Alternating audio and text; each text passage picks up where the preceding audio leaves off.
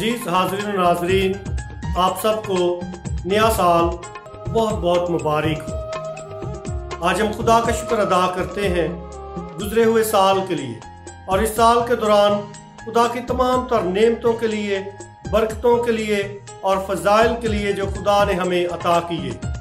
इसके साथ साथ ज़रूर है कि हम अपने तमाम बहन भाइयों का, अजीज़ व अकारब का शुक्रिया अदा करें जिन्होंने साल 2019 में हमारी मदद और रहनुमाई की और हमारा साथ दिया। मैं फजीलत Moab arch bishop Joseph Arshad की जानिब से और अपनी तरफ से शुक्रिया अदा करना चाहता हूँ राब्ता मंजिल की सारी टीम का, जिन्होंने साल 2019 में भी वफादारी के साथ बशारत के इस काम में हमारा साथ दिया है।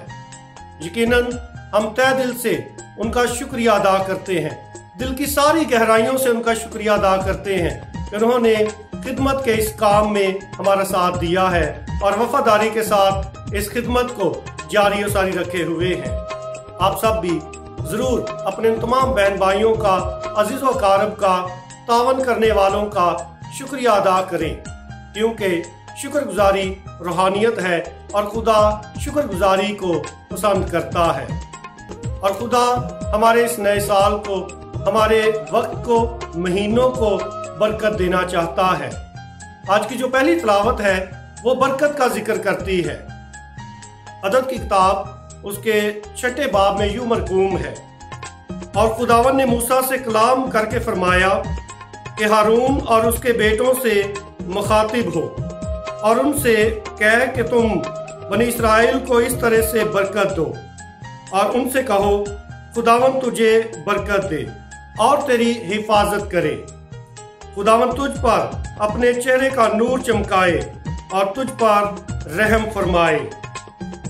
खुदावन अपना चेहरा तेरी तरफ मतवज्जो करे और तुझे सलामती बख्शे। यकीनन खुदा सलामती का खुदा है और वो हमारे वक्त को बरकत देता है।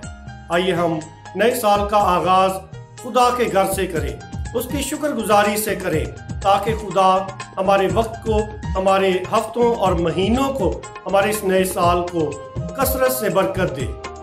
वो हमारी हिफाजत और निगहबानी करे ताकि हम हर लम्हा, हर पल उसकी पाक मर्जी को जानते हुए पूरा करते चले जाएं। यकीनन जब भी हम नया साल शुरू करते हैं तो हम कुछ अहदो पैमा करते हैं, जिसको न्यू ईयर रेजोल्यूशन कहा जाता है।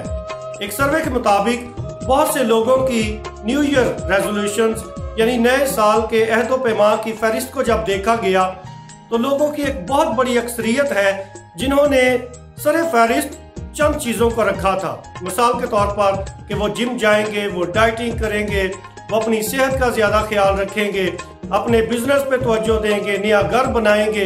इस किस्म की नई रेजोल्यूशंस थी, नए अहदो पैमा थे। लेकिन खुदा का कहीं भी जिक्र नहीं था कि वो अपनी दुआया जिंदगी को पहली तरजीह बनाना चाहते हैं, खुदा के कलाम को पढ़ना चाहते हैं और खुदा की बंदगी को, उसकी परस्तिश को अपनी जिंदगी का हिस्सा बनाना चाहते हैं। खुदा के साथ अपने सफर को बेहतर बनाना चाहते हैं, खुदा के साथ वो कैसे बेहतर तौर पे और चलना चाहते हैं, इसका कहीं भी जिक्र नहीं था।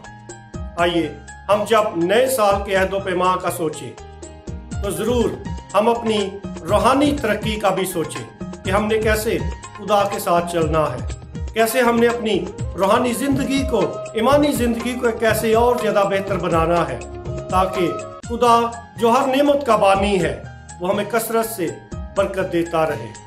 खुदा हमें ऐसा करने की तौफीक दे।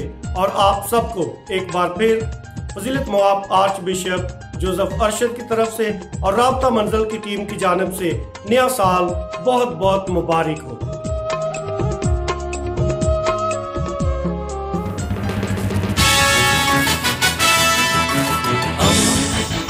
दोस्ती का पैगंबर, रेडियो वेरितास एशिया।